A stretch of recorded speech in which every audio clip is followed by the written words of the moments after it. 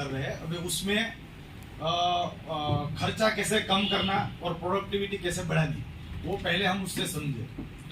तो सबसे पहले हमने क्या किया कि इजराइल वाले के पास से हमने लैंड प्रिपरेशन, जो हमको जमीन की तैयारी करनी है वो किस तरह से करनी है, क्योंकि शुरुआत वहीं से होती है।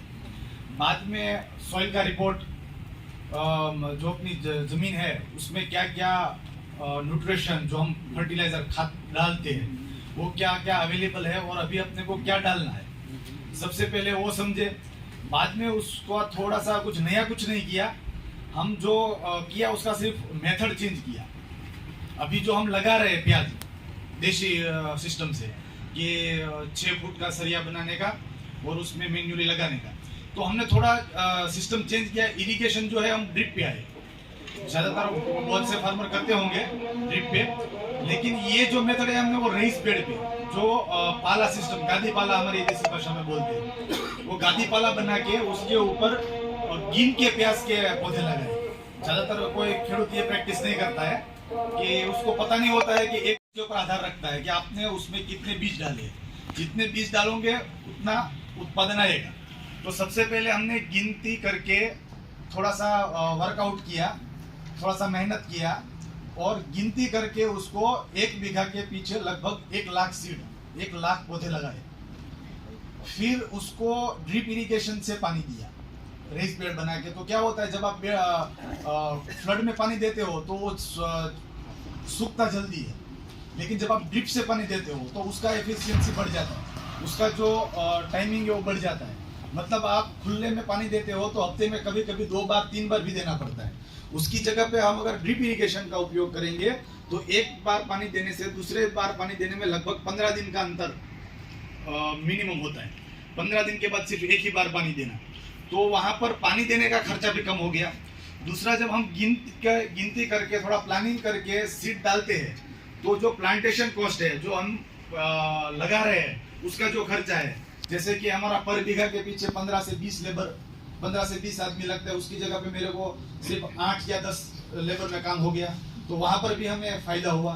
दूसरा, तो जो आप सीडलिंग नहीं उगाते, सीड लगा देते, डायरेक्ट सीड नहीं, सीडलिंग नहीं, सीडलिंग ही लगाते हैं। हाफ प्रिपेयर्ड ऑनियन सीडलिंग छोटी आती है। हाँ, set technology, fruit set technology.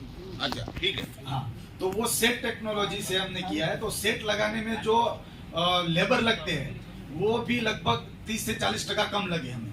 फिर पानी में भी हमें लगभग 70% पानी से हुआ, 70%। नहीं तो अभी तक 2 महीने में कम से कम 10 से 12 बार पानी देना पड़ता है। उसकी जगह पर सिर्फ 5 बार पानी देने में हमारा प्याज 2 महीने में अभी 50 mm के आसपास तो उसका बल्ब का साइज बन गया। अभी वो 1 महीना और रहेगा, तो उसमें हमारा एक्सपेक्टेशन ये है कि जो बल्ब का साइज है वो 70 से 80 mm का बनेगा। मतलब एक प्याज का जो वजन है वो करीबन 150 ग्राम से लेकर 200 ग्राम के बीच में आएगा।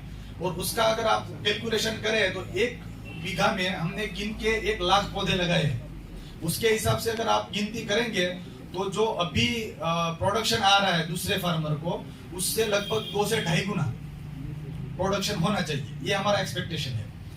फिर दूसरा फायदा ये होता है कि पानी कम लगने की वजह से आपका वीड में भी कंट्रोल होता है। जो निंदामण है खड़ निकालने में, वो भी मुझे सिर्फ 1 बार वीडिंग करना पड़ा। अगर हम फ्लड से करते तो 2 या 3 बार अभी तक वीडिंग करना पड़ता था।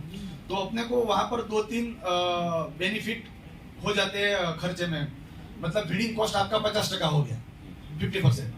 तो ऐसे ही हम अगर ये टेक्नोलॉजी से चलेंगे, अगर आपको एक बार देखेंगे खुद आके, तो आप मोटा आसराना आइए और हमारे फार्म में आप आकर एक बार खुद देखिए, तो आपको और पता चलेगा कि हमें आगे क्या करना है। क्योंकि जो हम अभी कर रहे हैं उसमें हम नया कुछ डाल नहीं रहे, इनपुट नहीं डाल रहे, सिर्फ करने का तरीका बदल रहे हैं। ठीक है, इजराइल टेक्नोलॉजी से ज्यादातर फार्मर को क्या लगता है कि खर्चा होगा, तो हम खर्चा कुछ नहीं कर रहे हैं। जो अपने पास है इंस्ट्रूमेंट, जो अपने पास है वही इंस्ट्रूमेंट यूज करते हैं। और आदमी भी हमारे लोकल आदमी है, उसमें कुछ नया नहीं डाला है, सिर्फ थोड़ा सा करने का तरीका बदला है। एक तो सॉइल का टेस्टिंग कंपलसरी होना चाहिए, तो उससे आपको पता चलेगा कि आपको प्याज करने के लिए खाद में क्या डालना है। ताकि ब्लाइंडली हम ऐसे એટલે આપણે લેબોરેટરી કરાવે પછી જેટલું જોવે लेबोरेटरी એટલું જ कराओ ખાતર ना, तो આપણે लेबोरेटरी करेंगे तो जितना मांगता है उतना ही फर्टिलाइजर हम उसको देंगे, एक्सेस नहीं देंगे, क्योंकि एक्सेस फर्टिलाइजर देंगे तो उसका डिसएडवांटेजेस बहुत ज्यादा है, बेनिफिट से ज्यादा डिसएडवांटेजेस है अगर एक्सेस फर्टिगेशन किया तो ये सब बेनिफिट है। अभी 60 दिन का क्रॉप हुआ है हमारा, तो आप में से कोई अगर देखना चाहते हैं तो आप आसरान आइए और एक बार खुद देखिए, ताकि आपको हमारा जो 2 महीने का प्रोसेस है कांजी का वो आपको पता चले कि किस तरह से हमने 30% सेव किया और किस तरह से हमने थोड़ा सा इम्प्रूवमेंट किया। એટલે ભાઈએ જે વાત કરી ને એ અમે રોહિતભાઈ આપણે